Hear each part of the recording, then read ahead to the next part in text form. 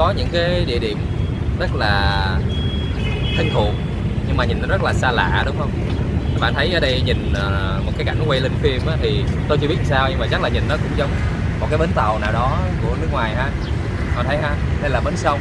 Thì các đô thị trên thế giới đều bắt nguồn từ các dòng sông, và Sài Gòn, thành phố Hồ Chí Minh cũng không là ngoại lệ. Tức là chúng ta có một dòng sông khá lớn, dòng sông chảy nhiều, có nước nhiều, và tôi đang đứng bên bờ sông bên phía quận 4, nhìn qua bên quận Nhất. Chúng ta thấy quận 4, quận Nhất á, nó cách nhau một cái sông, thì đối với ngày xưa nó rất là khó đi qua lại, bởi vì cái sông là một cái ranh giới tự nhiên. Còn bây giờ là chúng ta đi qua cái cầu, cái cầu móng này nè sẽ dẫn mình qua từ quận 4 đi qua thẳng bên quận Nhất, thì ngay phố tài chính của quận Nhất luôn ha, tức là Wall Street Việt Nam đó, Wall Street Sài Gòn, tức là đường Nguyễn Công Trứ, đường Phó Đức Chính và những khu phố xung quanh đó. Bạn ha, là có đặc điểm là những nhà cổ, và các bạn hãy nhìn căn nhà bên kia, thấy chữ ngân hàng nhà nước thì bị lấp bởi cái tòa nhà kia rồi, nhưng mà đó là ngân hàng nhà nước Việt Nam các bạn nha, ngân hàng nhà nước Việt Nam. Thì hôm nay tôi sẽ làm việc ở ngân hàng nhà nước Việt Nam ngày 2 tây tháng Giêng năm 2020, là một hội nghị quan trọng ở hai đầu cầu Hà Nội, Thành phố Hồ Chí Minh về triển khai công tác của ngành ngân hàng do chính phủ đứng ra tổ chức, và những người tham dự là ngành ngân hàng, và đặc biệt là có thống đốc, phó thống đốc ngân hàng cũng như là thủ tướng sẽ tham dự cái cuộc họp này từ xa. Và hôm nay tôi sẽ dịch một cuộc họp gọi là teleconference, dịch họp từ xa các bạn ha. Có những cái thiết bị mà giúp chúng ta họp được từ xa, lát nữa các bạn sẽ xem thấy. Cũng như là nội dung thì khá là nhiều, đa dạng, nhiều báo cáo, cũng như là rất là chuyên môn về ngành ngân hàng tài chính. Nội dung thì nó vô cùng đa dạng, và đó là những cái quyết sách của chính phủ trong năm 2020. Hẹn gặp.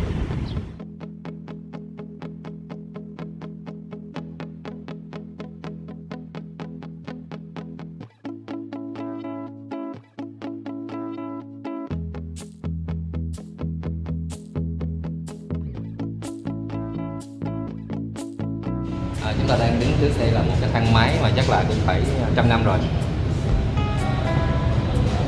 Có sửa lại. Amazingly là chắc có sửa rồi, nhưng mà vẫn work very well.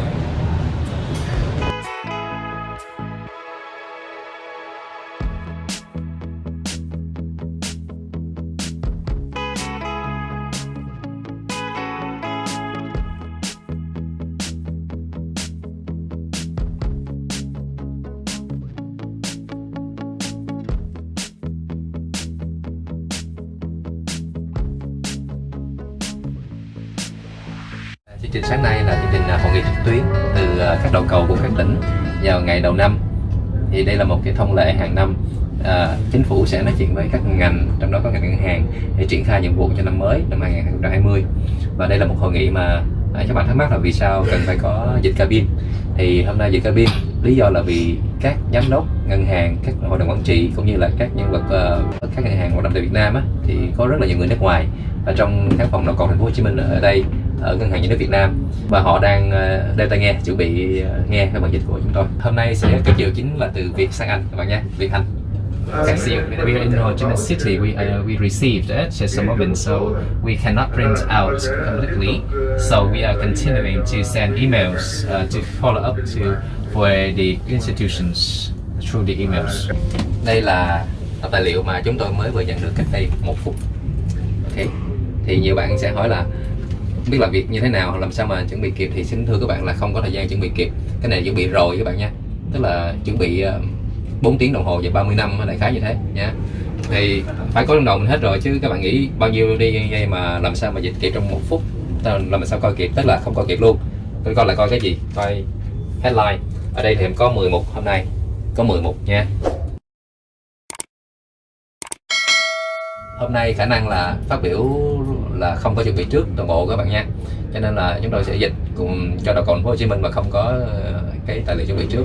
Những tài liệu này nó chỉ là tham khảo, cũng như là tinh thần là hai người sẽ phải hỗ trợ rất nhau, rất là ăn ý. Chúng tôi đã làm rồi, và cái đó là không có nói được ha, đó là tùy theo phiên dịch nào làm việc với nhau như thế nào nữa. Trong team tôi làm việc với nhau quen rồi thì sẽ bảo đảm là thành công cho khách hàng hoàn toàn yên tâm.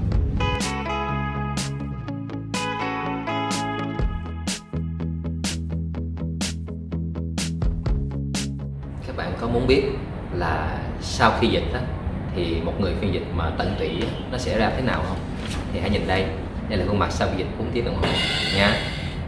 Dù là có 2 người trong cabin thay phiên nhau, nhưng các bạn biết là với khối lượng hồi sáng gồm có vài trăm trang, đó là trang tài liệu chuẩn bị mà đưa rất là sát giờ, thì đương nhiên là chúng ta không thể đòi hỏi đưa sớm hơn được, bởi vì á, thông báo của ban tổ chức là thực ra đầu cầu Hà Nội cũng mới vừa đưa luôn, tức là không có in kịp nữa đó, tức là còn một số không in kịp, thì toàn bộ là phải nghe các bạn.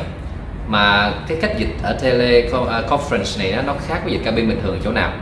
Nó khác ở chỗ là nếu dịch cabin bình thường, nếu lỡ có vấn đề gì về chuyện đường truyền thì người dịch có thể nghe bên ngoài, có nghĩa là mình có thể nghe được luôn người nói cái gì rồi dịch lại vô tai nghe. Tuy nhiên là với teleconference thì chuyện này không thể làm được, lý do là chúng ta lệ thuộc hoàn toàn vào cái đường truyền mà nó ngắt ngứ thì người dịch sẽ không nghe được và không thấy hình. Và biết là một cái điều mà khiến cho nghề dịch á, nó được xem là một nghề challenging là cái gì không? Nó không chỉ là ngôn ngữ, nó là cách truyền tải, nó là cái mối quan hệ giữa người và người. Ví dụ khi mà chúng ta thấy một người đứng trên diễn đàn đó nói chuyện thì có thể là nhìn được và mình hiểu được là cái cuộc nói chuyện nó sắp như thế nào. Còn ở đây là chúng ta lệ thuộc hoàn toàn vào cái góc máy quay của cái người ở đầu cầu quay. Cho nên nếu người đó đang lúc quan trọng mà người đó lại không zoom vào người nói mà lại zoom vào chỗ khác thì mình để mất cái mối liên lạc với thực tại đi. Đó là cái khó. Cái thứ hai nữa bạn, cái này là người nào thực sự ngồi trong đây rồi mới biết. Đó là cái chuyện đường truyền nó không hẳn là nó bị lag, nó chỉ đôi khi nó bị stumble thôi, giống như là đi trên đường mà có ổ gà vậy đó, nó mất 1% giây, 2% giây, cho nên là cứ liên tục mình nghe cái tiếng nó mất. Ví dụ như nói, thay vì nói là chủ trương gì đó thì nó nói là chủ trương chẳng hạn vậy, thì mình nghe lúc nào nó cũng bị dập một chút xíu. Mà các bạn nghĩ á, nếu mà mạng tốt thì nó sẽ không bị cái đó thì dịch ok, mà nó bị cái đó rồi cái là dịch rất là khó khăn. Đấy là những cái vấn đề về kỹ thuật nha. Thì ngoài những cái vấn đề kỹ thuật đó còn vấn đề về truyền từ cái mixer sang cái tai nghe của người dịch nữa. Rồi nội dung nó hồi sáng cũng khá là nhiều, khá là tổng quát cho một cái ngành tài chính ngân hàng của một quốc gia và liên quan tới bối cảnh chung thế giới. Cái cách nói hình tượng là chúng ta thấy là thế giới nó đang gặp nhiều vấn đề, nhưng mà Việt Nam năm ngoái vẫn là tăng trưởng trên 7% các bạn ha. Thì năm nay 2020 thì chính phủ cũng đề ra một số cái quyết sách mà ngành ngân hàng đã chắc và đã tiếp thu cũng như là sẽ triển khai. Đó là những việc như là chống rửa tiền, tiếng Anh nó gọi là anti-money laundering. Laundering là giống như giặt ủi, laundering là rửa lại tiền, là giặt ủi tiền đó ha, nghe nó hình tượng ha. Cái nữa là thanh toán không tiền mặt, có nghĩa là non-cash payment các bạn nha. Cái cashless nó khác với non-cash một chút các bạn nha, cashless nó khác. Rồi đề tài nữa chính phủ sẽ tiếp tục làm trong năm mới, đó là control of inflation, có nghĩa là kiểm soát lạm phát.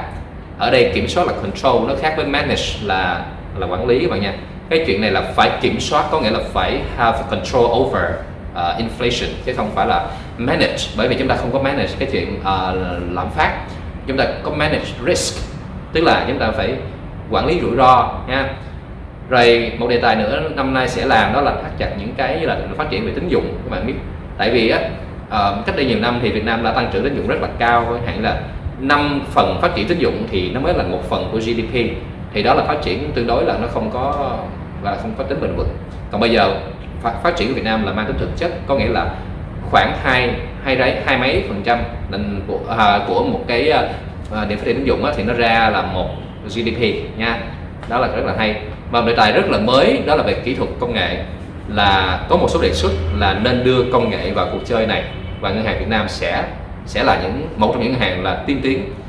Không dám nói đi đầu, bởi vì đã có những điều đi đầu rồi, chúng ta sẽ đi theo nhưng mà cũng nằm trong top giữa.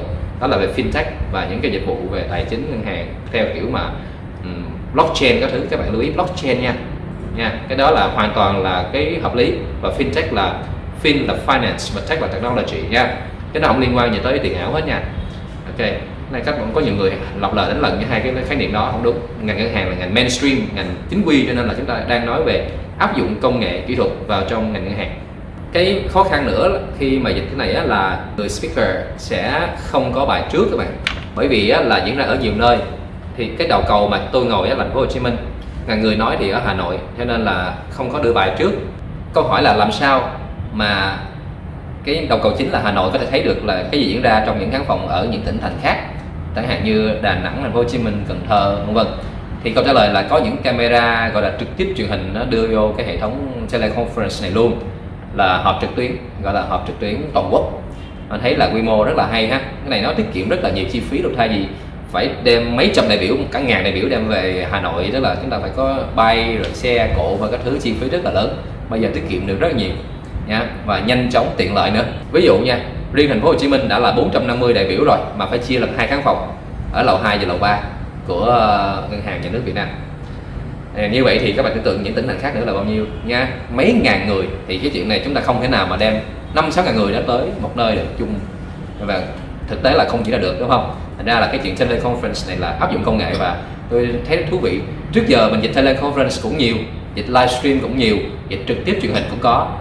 Tôi thấy là công nghệ bây giờ nó rất là quan trọng, mà dịch càng ở cấp độ cao như vậy á, ở cái cấp kỹ thuật á, thì ngoài chuyện dịch ra chúng ta còn phải quen với biện pháp kỹ thuật nữa bạn nha. Những cái này tôi có dạy trong lớp hết, là dịch có teleconference sao, rồi dịch hội nghị kiểu bình thường sao, dịch mặt đối mặt sao, tôi dạy hết những cái kỹ năng này.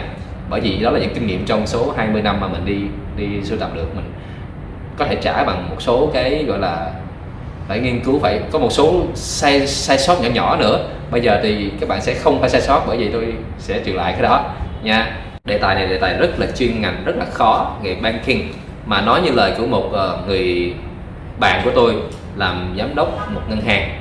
Hồi sáng tình cờ gặp nhau, hai anh em rất là mừng rỡ, rốt cuộc lại cũng gặp nhau ngoài chuyện cà phê các thứ thì cũng gặp nhau trong bàn làm việc. Thì ảnh còn nghe tôi dịch, hỏi xuống nói thôi cái này làm ngân hàng cả chục năm nay rồi, nghe dịch cũng thấy nhức đầu, thấy nhiều thứ quá, sao dịch kịp trong thời gian quá ngắn. Thì tôi mới nói ảnh là đúng rồi, công việc của người dịch là như vậy, dịch xong là thấy bơ phờ hết trơn, đúng không? Thành ra là không phải cái gì nó cũng màu hồng, đúng không? Không phải là silver lining to everything. Chúng ta cũng phải nỗ lực rất là nhiều các bạn. Nhiều khi tôi nhận được nhiều câu hỏi là em làm sao để thành phiên dịch được, thì tôi mới hỏi, tôi rất muốn hỏi lại các bạn một câu, và tôi mới hỏi luôn trong video này, là bạn nghĩ rằng bạn hỏi như thế mà không làm gì thì có tiến bộ được không? Chắc chắn là mình phải có hành động gì đó chứ hả? Ví dụ như tôi nha, hồi xưa tôi muốn giỏi về một ngành nào đó, ví dụ như tôi muốn giỏi về Excel đi, thì tôi sẽ chọn một người rất là giỏi về Excel, tôi học người đó chứ nếu mà hỏi bây giờ làm sao để giỏi Excel thì thật sự là không biết trả lời sao chứ. Hay là nói bây giờ thì ai cũng xả rác quá trời, mình đốt bớt xả rác thì có ảnh hưởng tới ai đâu? Xin thưa là có ảnh hưởng chứ, bởi vì mỗi người bớt một chút, đúng không? Cho nên là bây giờ mình phải nói là những cái hành động nó gọi là the butterfly effect, tức là hiệu ứng cánh bướm mà. Nó nói rằng là khi mà một con bướm vỗ cánh ở công viên ở Rio de Janeiro, thì cánh bướm này có thể là gây một hiệu ứng di chuyển, tạo ra một cơn bão tại công viên Central Park tại New York nha. Cái butterfly effect là như vậy, và nếu rảnh thì coi một phim cùng tên The Butterfly Effect cực hay. Thì thôi, với những cái điều này tôi sẽ xin kết thúc video hôm nay là về tình hình teleconference là như thế nào, chúng ta cần phải dịch như cách nào, và nội dung chuyên môn thì sẽ xử lý ra sao thứ ha, rồi phải bắt đầu phiên dịch như thế nào và làm sao để thành một phiên dịch. Đó là những cái hôm nay tôi đã trả lời trong cái vlog. Hẹn gặp lại các bạn vào vlog sau. Và trước khi rời màn hình thì tôi muốn nhắc các bạn một điều là bấm chuông, đăng ký, subscribe vô kênh nhé. Cảm ơn các bạn rất nhiều. Chỉ trong vòng có 6 tháng thì kênh YouTube một kênh video chuyên ngành của tôi đã có độ tăng là từ 500 người lên tới 3.500 người trong 6 tháng.